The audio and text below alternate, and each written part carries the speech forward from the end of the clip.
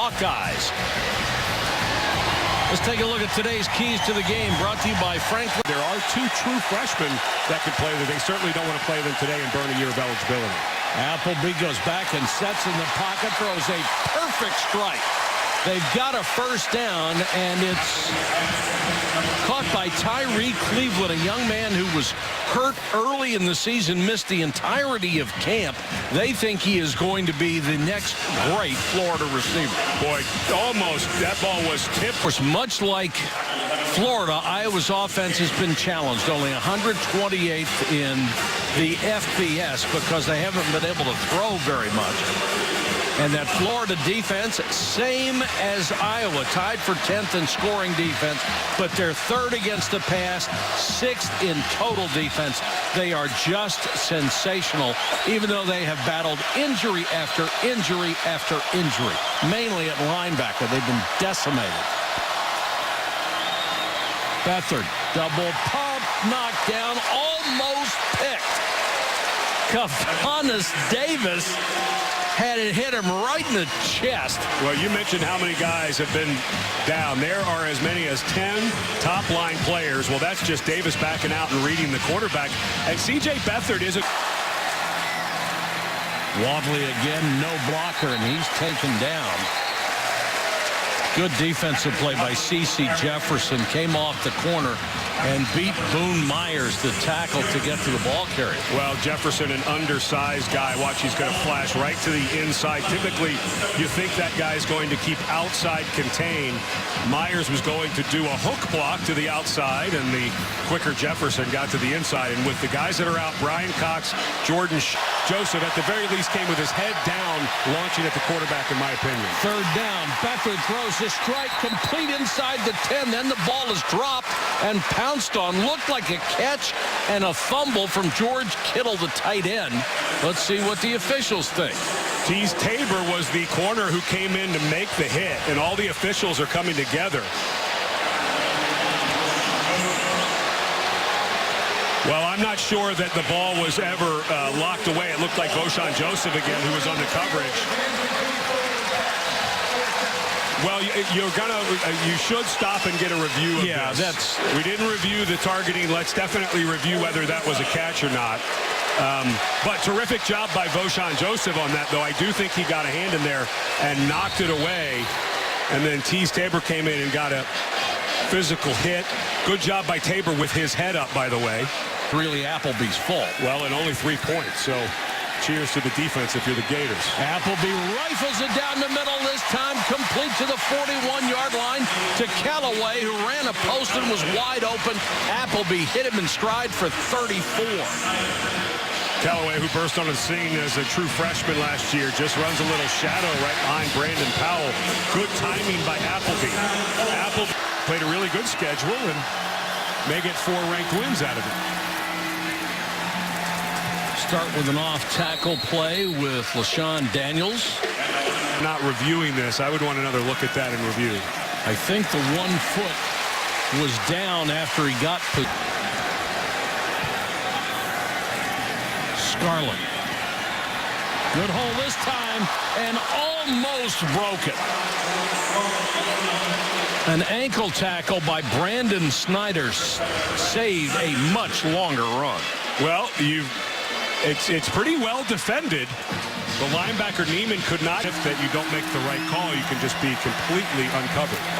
Beathard with a screen pass and a great play by Voshon Joseph, who moves up to play the weak side linebacker today.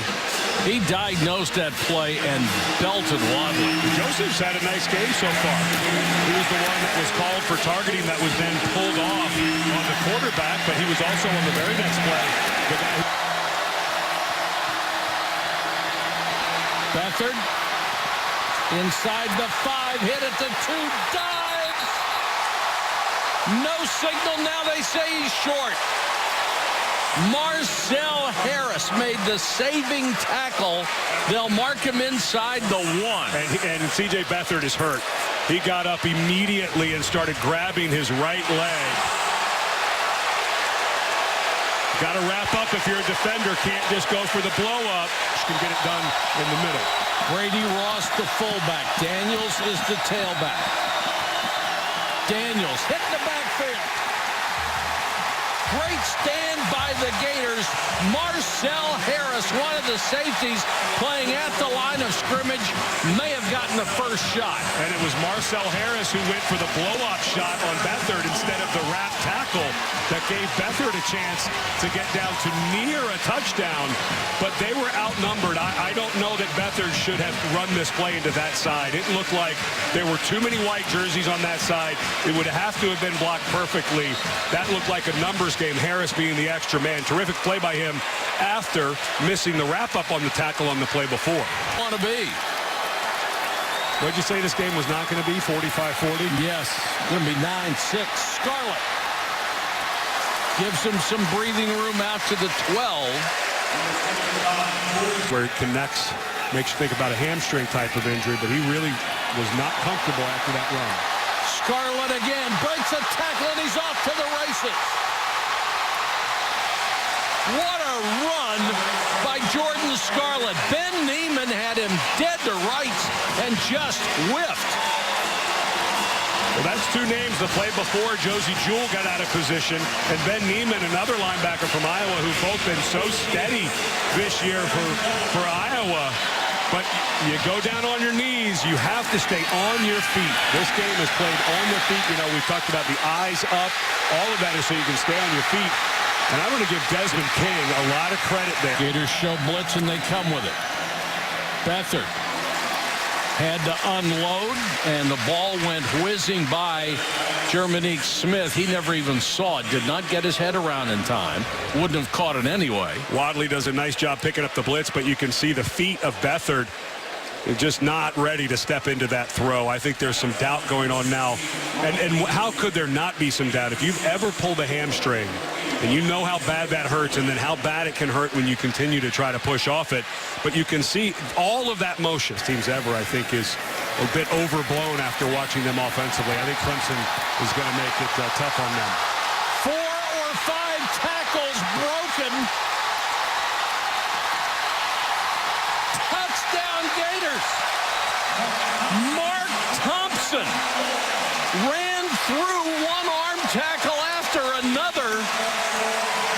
And instead of just killing the last 2 minutes of the half deep in your own territory, the Gators get a huge touchdown.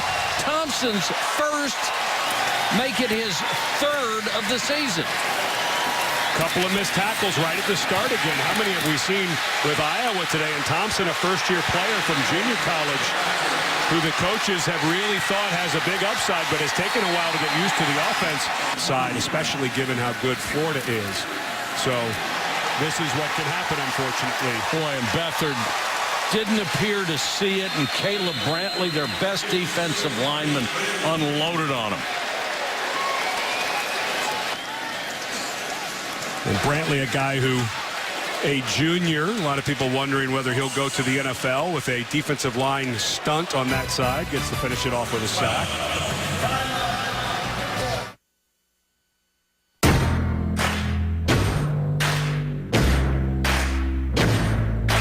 On Walsh. And as Walsh pushes him back over during the stunt to Cole Croston, who's playing for the first time in several weeks, they're not able to make a clean. It's like in basketball in zone. Are we going to swap men? That's what you do on the offensive line, and they weren't able to swap men. Brantley with a terrific rush and a nice finish. Clear in the game with an injury as well. Ball's loose. Iowa got it back. Florida is missing its second, third, and fourth leading tacklers. You would never know it. Daniels blown up as Bryan and Davis both hit him, and he coughed up the ball. Good job by George Kittle, the tight end, turning around, finishing this up. But that was almost 3rd and 4. Daniels straight ahead.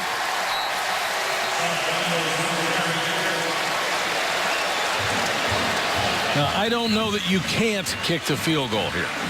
Yeah, I think with the way that this game's been going, this is the side they're trying to go to, and it looks to me like The nose guard. When you're that good. Scarlett to the 42. That'll that amoeba lineup. Pass underneath. Complete to the wide open Freddie Swain. They blitzed and left that area wide open. You mentioned the amoeba defense, all the guys standing around. It looks like maybe they got a little confused on where Swain was lined up.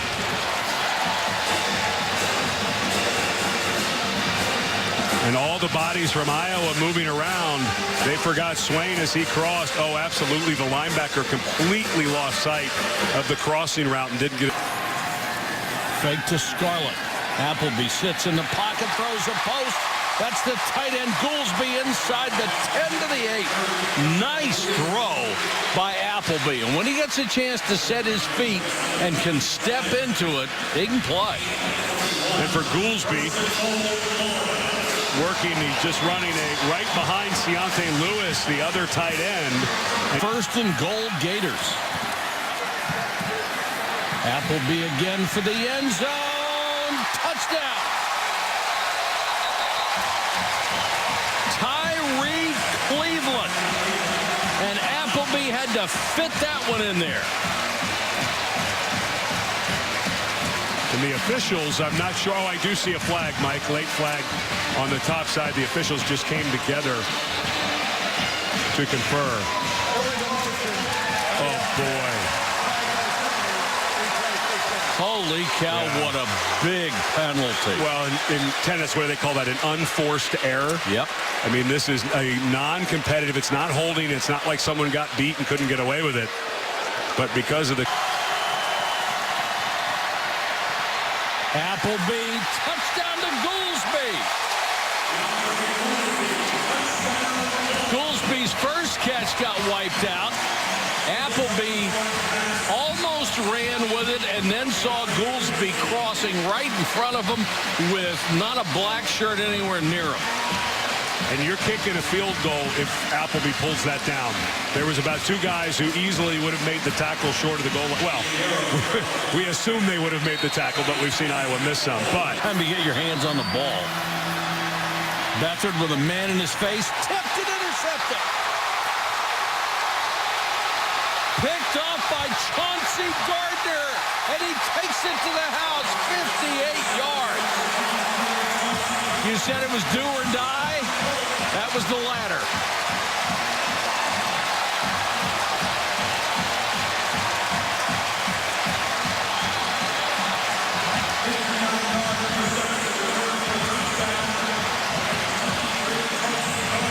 The Gators have made the big plays. With Nick Washington, Jawan Taylor, and Marcus May all out in the secondary, Gardner, a freshman, gets a chance to play, and because of good defense at the point of attack and then a quarterback in Beathard who can't run because of a bad hamstring, it's a pick six for Chauncey Gardner. Give Beathard at least an A for effort, but my goodness, I'm not going to have to try to do that again. And nothing going right. Because at some point they do have to think about millions of dollars in their future. Beathard on 3rd and long has to scramble and then throws it behind his intended receiver. Well, you know what? I don't like it. Himself. I don't like it at all, but I understand it. Well, no, he is a senior, and it's hard to tell a guy no, but I just phones anymore. What do we call them? I don't know yet. Typewriters? Beathard on the run, and it's picked. Same guy, Chauncey Gardner. To the 5. Florida's offense. Well, this ball tipped up in the air and picked off. McMillan, the linebacker. And he's cut down at the 36-yard line. Ryan was the one who got in on C.J. Beathard and forced that fluttering throw and the return of 24 yards.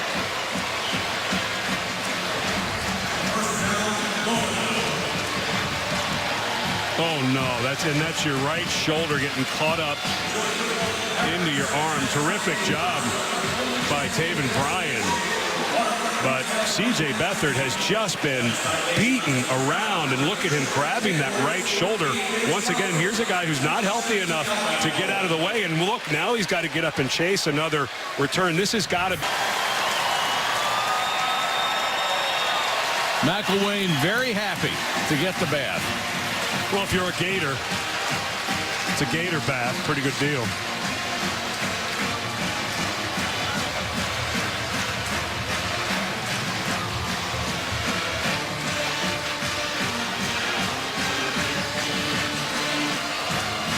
Congratulations to Austin Appleby. Nice way to end your career. Yes, sir. Lost his starting job at Purdue. Decided to go on the road, try to get a job. He was the backup until Luke Del Rio was hurt earlier in the year, and had a terrific ball game this afternoon.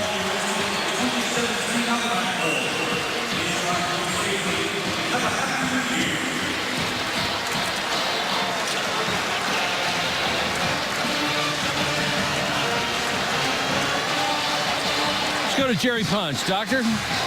Coach, we talked before the game began. You start today without 6 starters on defense. You said you had 2 healthy linebackers and some freshmen playing in the secondary, and you hold the Hawkeyes at 3 points. How would you describe the play of that unit?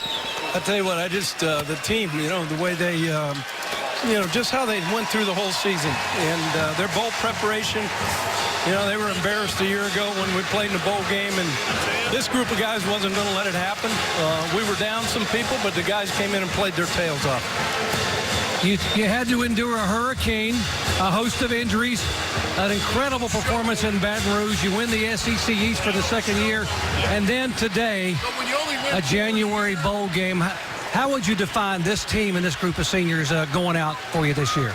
Well, this past 2 years, this group of guys and then these young guys that came in and played, to be part of 2 championship teams, win a bowl game against one heck of a football team.